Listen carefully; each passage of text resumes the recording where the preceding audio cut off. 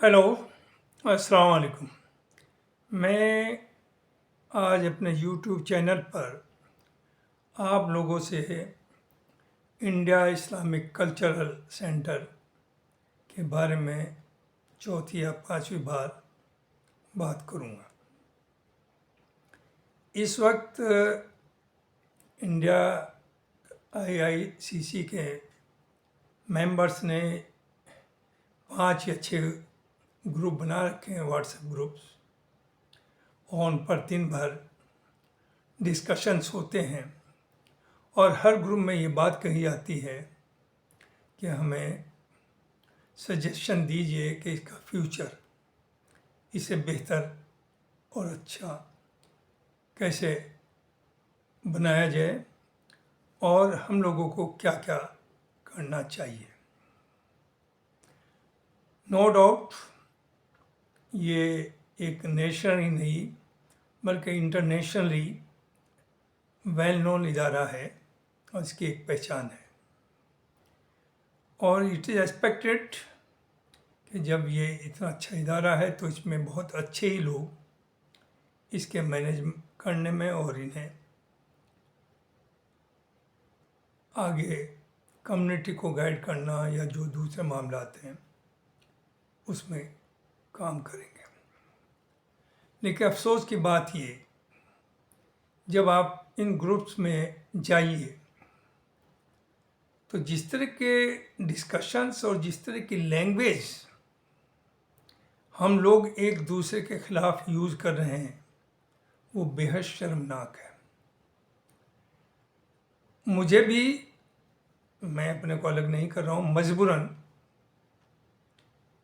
1-2 बार कड़वी बात करनी पड़ी, क्योंकि मेरे ऊपर जब एक बहुत गंदा अटैक किया गया एक उस आदमी से जो बहुत सीनियर है, रेस्पेक्टेबल है, मैं भी उनकी रेस्पेक्ट करता शायद, और अपने को सीनियर क्या, वेरी सीनियर सिटीजन वो कहते हैं, जिस तरह की वो ज़बान वहाँ यूज़ कर रहे हैं, बूचर, गिरे हुए, गंदे, जो चाहे अल्फाज जिसके चाहे यूज़ कर रहे हैं, तो क्या ये बात आप समझते हैं ये ग्रुप तक रहती है? इससे पूरी दुनिया देखती है। जब तरह तरह की बात हुई, देखिए, नंबर 1 तो हर आदमी को अपना बात कहने का हक है और एक दूसरे को कन्विंस करने का भी उसका हक है, लेकिन आप अपनी सोच दूसरे के ऊपर इम्पोज नहीं कर सकते। Nobody has the right. यहाँ पर यह हो रहा है कि या तो आप हमारी बात कहिए, वरना आप बहुत ही घटिया और बहुत ही ख़राब और बहुत ही गंदे आदमी हैं। सिराज साहब को के नाम पर एक कंट्रोवर्सी खड़ी की गई और इसी कंट्रोवर्सी के तहत ये ग्रुप्स बने और तरह तरह की बातें हो रही। मैं जो पहले दिन कहा वो आज भी कह रहा हूँ कि मैं इंडिया इस्लामिक कल्चर सेंटर का कोई बेनिफिशियरी नहीं हूँ, जैसे कि कुछ लोग हैं। और इंडिया इस्लामिक कल्चर सेंटर किसी ग्रुप की या किसी पर्टिकुलर आदमी की जायदाद नहीं है, लेकिन जो काम करेगा, जिसे लोग पसंद करेंगे, वही ऊपर बैठेगा। अब लोगों को डर है, पहले तो ये हुआ, थोड़ा इस पर भी मैं बात करूं, कि 2000 रुपया पर ईयर उन 2015 से अब तक लोगों को जमा करना है अगर उन्हें इलेक्शन लड़ना है या वोट डालना है। मैं बाहर हूँ, मुल्क से बाहर हूँ काफ़ी दिन से, मोर देन 20 डेज, 20 क्या 25 डेज। तो ज़ाहिर है मैंने तो नहीं जमा किया और ना मेरा कोई एम्बिशन इलेक्शन लड़ने का है, और ये भी बताऊँ मैं कभी इलेक्शन में हिस्सा भी नहीं लिया। किसी इलेक्शन में मैं वहाँ नहीं आया इलेक्शन के दिन वोट डालने, चूँकि मैं जानता हूँ जिस तरह के मामला वहाँ होते हैं। अब सवाल आता है सिराज साहब का। सिराज साहब का जो कंट्रीब्यूशन है वो जितने लोग इस वक्त बैठे हैं किसी का कंट्रीब्यूशन नहीं है। अगर ये बिल्डिंग आज नज़र आ रही है तो वो सिर्फ और सिर्फ सिराज साहब की मेहनत है। We may differ with him on so many things. हमें कोई ऐसा नहीं कि वो हमारे आइडियल हैं या किसी के आइडियल है। He is one of us. लेकिन जिसने काम किया उसे तो अप्रिशिएट करना पड़ेगा। अगर वो ना होते तो शायद ये सेंटर आज इस शक्ल में नज़र ना आता। और जब आप मेहनत करता है आदमी, किसी चीज़ को खड़ी करता है तो उससे मोहब्बत भी होती है, उससे लगाव भी होता है।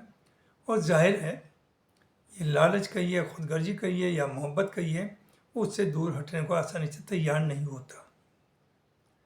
तो उन्हें हटाना है या रखना है ये तय कौन करेगा? ये सब मेंबर्स करेंगे, जनरल बॉडी करेगी, ना कि कुछ इंडिविजुअल्स करेंगे। अभी एक देखिए अजीब व गरीब मामला आया, जैसा कि आपके पड़ोसी मुल्क में हो रहा है कि बहुत बड़ा लीडर हटा दिया गया, जेल में है, लेकिन लोगों को डर है कि अगर फिर इलेक्शन करा दिया जाए तो वो पावर में आएगा। 80% पीपल आर सपोर्टिंग हिम। लिहाजा तरकीबें निकाली गई। फाइनली आज इलेक्शन है वहाँ, लेकिन तरकीबें निकाली गई कि कैसे पावर कैप्चर की जाए। वही यहाँ भी देखिए एक साहब ने ये कहा कि उनके ख्याल में शायद इलेक्शन की कोई ज़रूरत नहीं, एक कमेटी बना दी जाए और वो 3-4 नाम फॉरवर्ड करे बीओटी को और उसमें से एक को वो प्रेसिडेंट सेलेक्ट कर ले।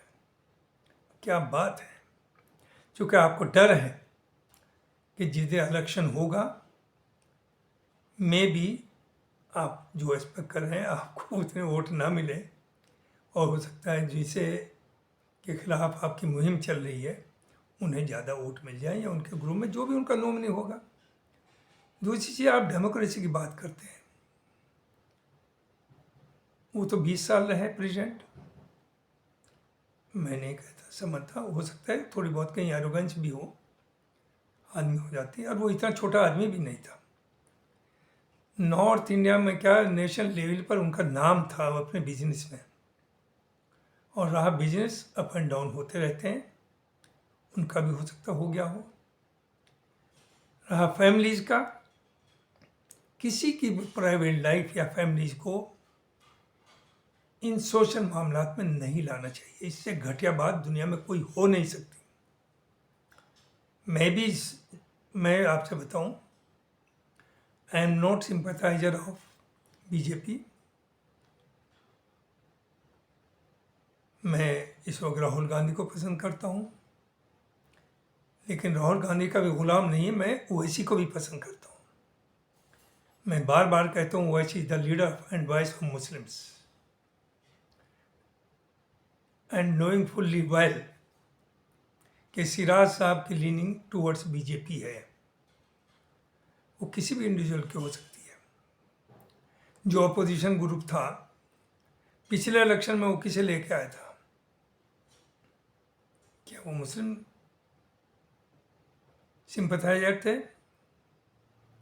तो आप ये बातें मत करें कि कौन किस आइडियोलॉजी का, लेट हिम बी। एक चीज़ सिर्फ ये देखें उन्होंने इस्लामिक सेंटर के लिए क्या किया है। इस बारे में मैं बगैर किसी बहस के कहना चाहूँगा कि सिराज साहब ने अपनी एक तरह से ज़िंदगी इस्लामिक सेंटर की खिदमत में लगा दी। तो ये जो आपने सब किया, क्या कोर्ट गए, वहाँ से ऑब्जर्वर आया, अब आपके ठुक गया 10 लाख रुपए महीना का खर्चा एडिशनल कर दिया आपने, बर्बादगी।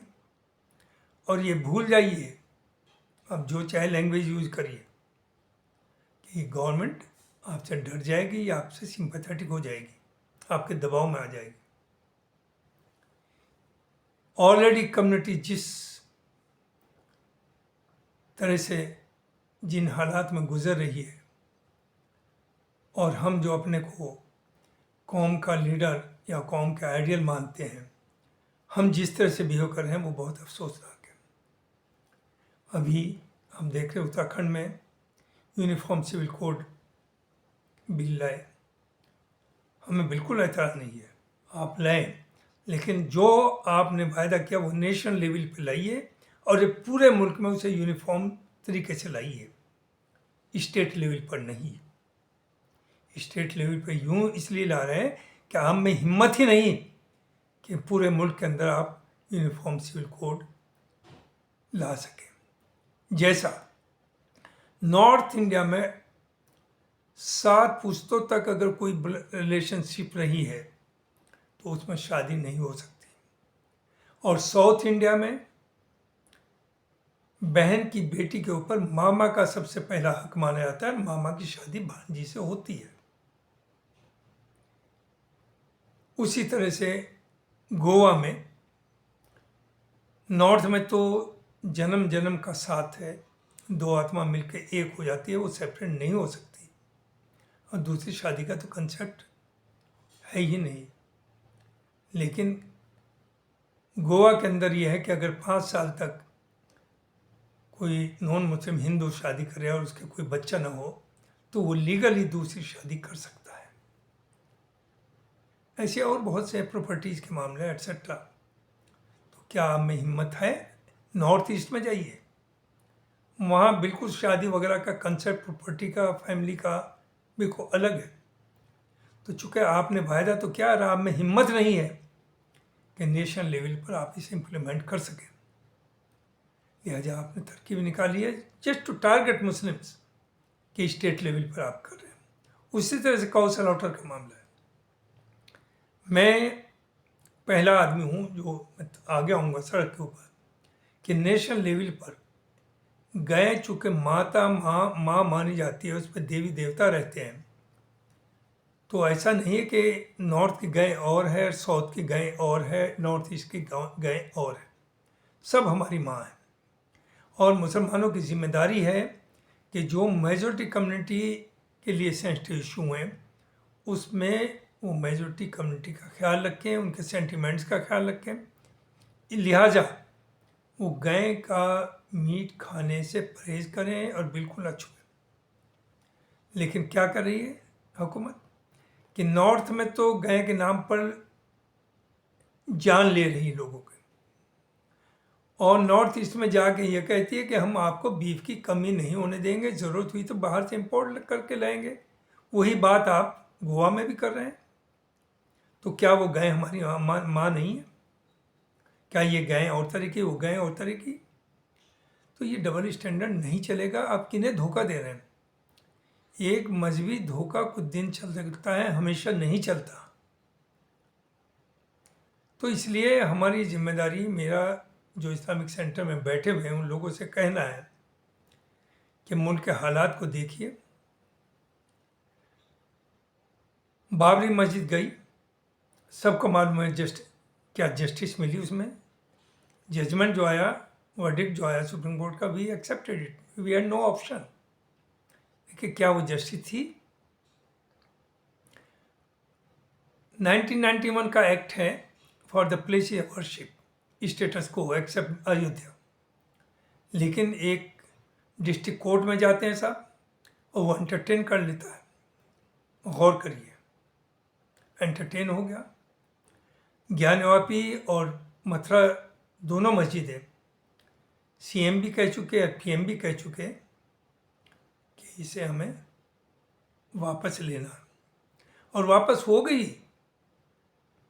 जो कांग्रेस ने किया था 1948 में, मूर्ति रखवा दी थी, वही आपने वहाँ मूर्ति रखवा करके पूजा शुरू कर दी ज्ञानवापी में।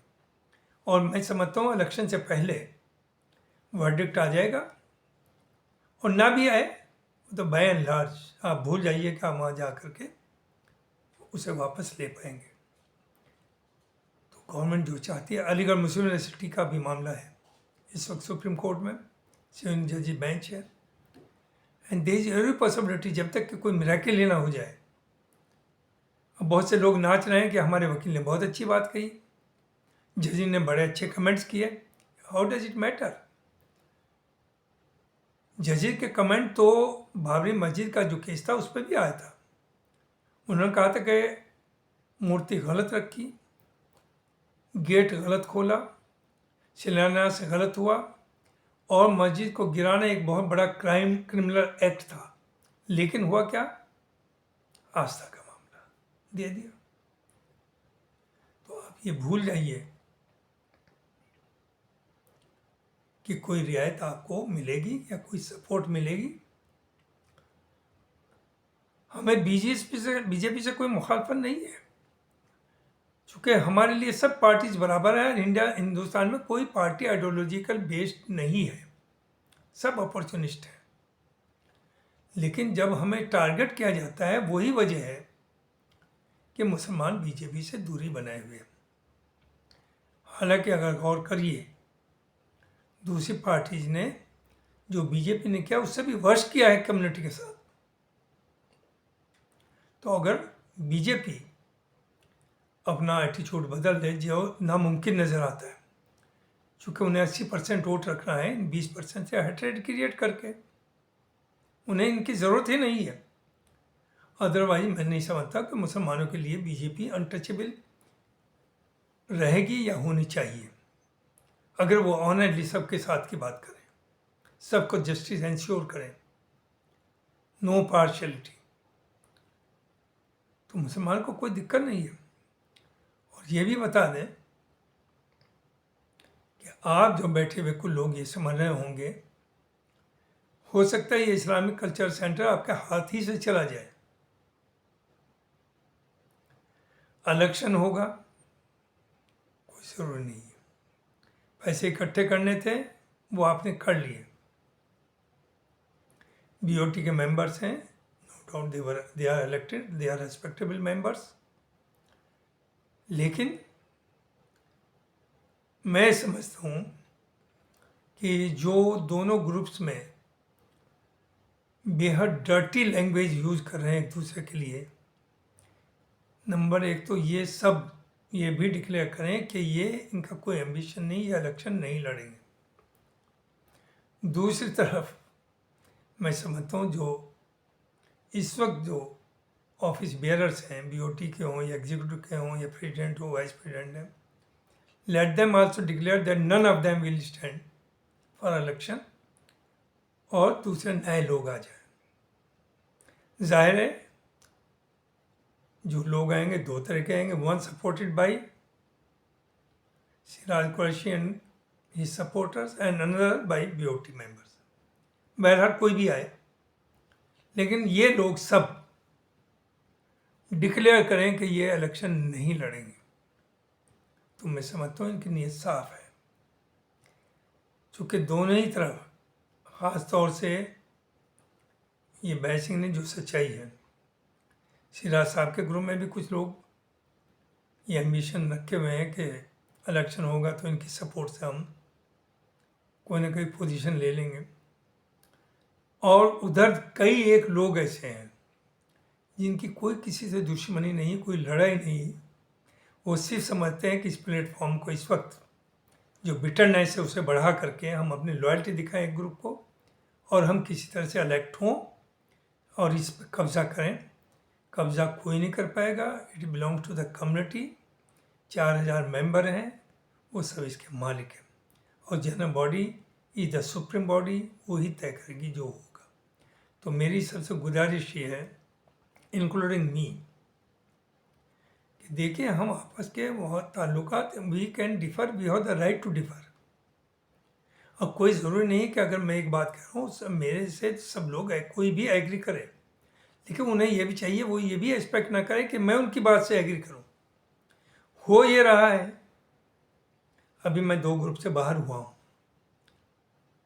एक से तो बजाय ये कि मुझे निकाला जाता, तो मैंने खुद अपने को विड्रॉ कर लिया। और दूसरे ग्रुप में जैसे उन्होंने देखा कि उधर से निकल गया, तो उन्होंने, उसके एडमिन ने मुझे निकाल दिया। तो उनसे एक तो ये कहना कि ना तो मैंने आपसे खुशामद की थी, ना रिक्वेस्ट की थी कि आप मुझे ग्रुप में इंक्लूड करिए, आपने इंक्लूड किया, आपने निकाल दिया, आई एम वेरी हैप्पी।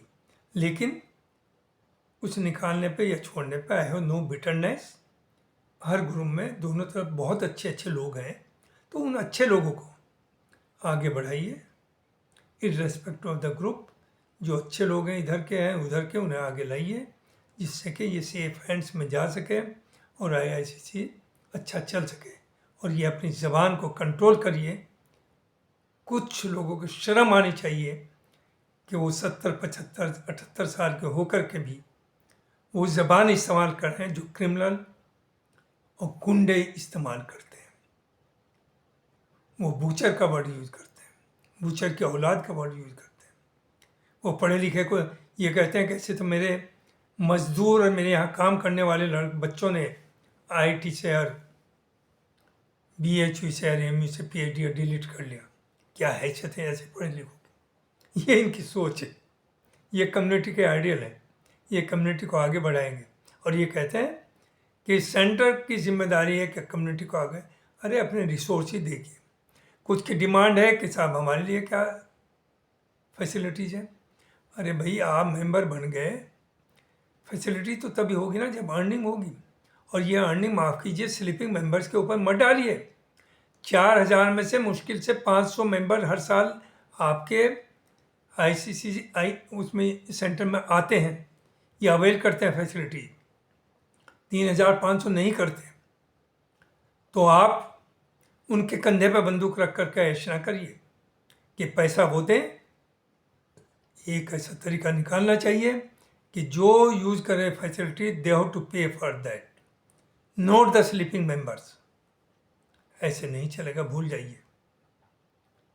तो ये मुझे कहना था। बहुत बहुत शुक्रिया और उम्मीद है कि जल्द से जल्द इलेक्शन हो और एक इलेक्टेड बॉडी आए और सेंटर को हम अपनी जगह वापस लाएं।